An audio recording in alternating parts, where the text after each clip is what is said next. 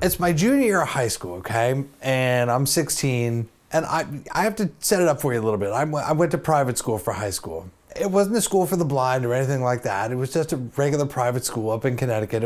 I'll tell you, it was called Canterbury School. You know, I wasn't a very good student. I wasn't very focused and stuff. And so my parents gave me a choice. They said, look, you can either go away to school or you can go to parochial school here in town. And I said, well, I guess I'll be seeing you guys. So I went off to boarding school and I went to Canterbury School. It's my junior year of high school. It's the weekend right before Thanksgiving. And Thanksgiving break, we went home on Tuesday and stayed all the way through till Sunday, and you're back Sunday night, and school starts up again Monday morning, right? It's a Saturday before. The other thing that you have to know is that at Canterbury, we had classes on Wednesday. We had a half day on Wednesday, and we had a half day on Saturday. So this particular Saturday, the one before Thanksgiving, I got out of class and a couple of kids were going downtown. They're like, hey, you want to come down? We're having this party at this barn and stuff. I was like, yeah, sure. Why not? I didn't have much money. I figured, what the heck? We'll go down, have a nice time, have a couple of beers or drink some cheap wine or something like that. Me and this other kid, we were like the last people to get there. And, I had a little bit of wine. It was cheap wine, like Thunderbird or some garbage like that. And so there was some beer too, and I might have had a beer, a little bit of wine, and that was it.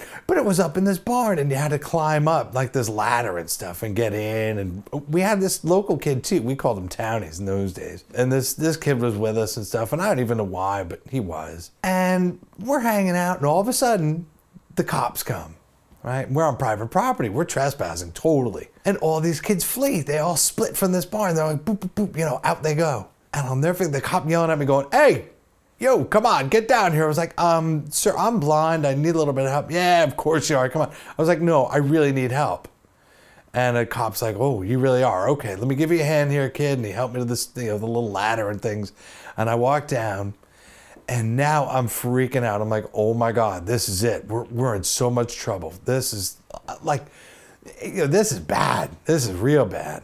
So I'm hanging out with all these other kids. And at that time, my Spanish was pretty good. I'd studied a lot of Spanish, and I was fairly fluent in those days. And so I'm talking to a couple of the girls that were with us who spoke Spanish, and we're speaking in Spanish, trying to figure out a plan.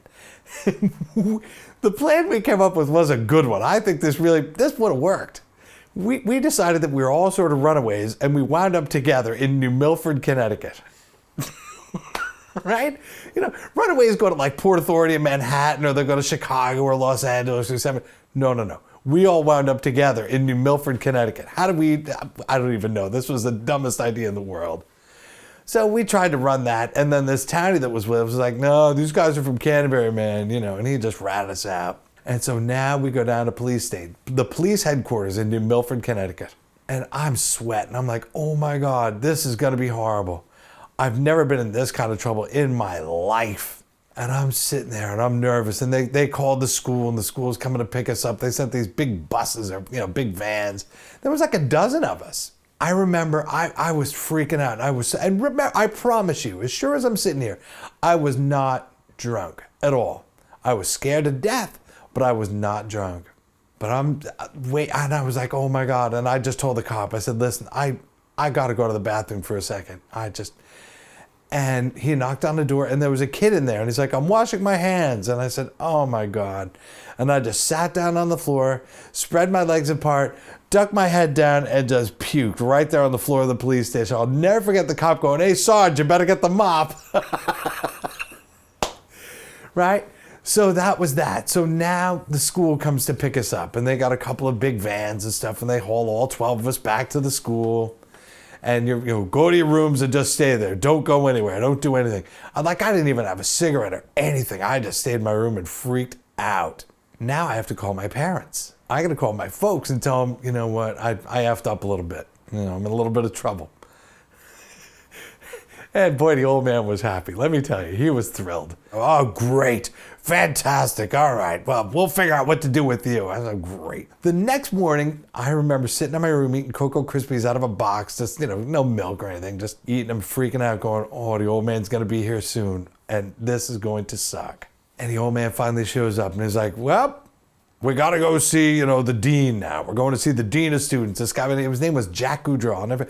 The story was that he was a Green Beret. I don't know if that's even true or not, but he always freaked us out. He was, kind of a scary guy. And I'll never forget sitting in his office with my father, And they're going back and forth, back and forth. And this guy, Goudreau, is like, there's an expression, doing drugs. Now, when you do things, something positive is happening. But I never understood how it could be doing drugs. I'm like, dude, I didn't even take any drugs.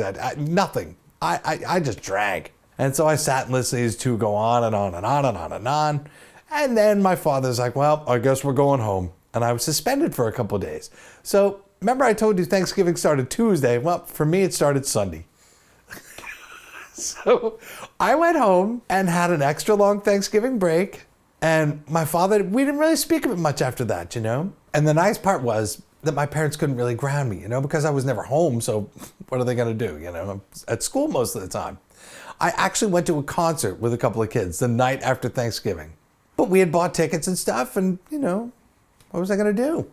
So my parents let me go to the show, and then Sunday it was back to school. And I swear to you, from that day, I think it was November 17th, I did not have a drop until my 18th birthday. Because in those days, 18 was legal. You could drink at 18. 18th birthday, that was a whole other thing. But I was a good boy from getting suspended till my birthday. My grades weren't so much. I never liked school that much, But I liked all the fun that came with it. And boarding school was fantastic. It was so much fun. Oh my God. Listen, if your parents are thinking about sending you to boarding school, you gotta go. It was a way to get out of the house for me, It was fantastic. And I learned a whole lot of things there too.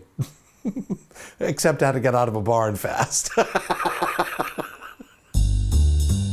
Hey, don't forget you can follow me on social media as well. I'm on Facebook, Twitter, Instagram. You can find all the links right there in the description. And the nice thing is here, if you get suspended from a social media account, they don't send you home for a couple days.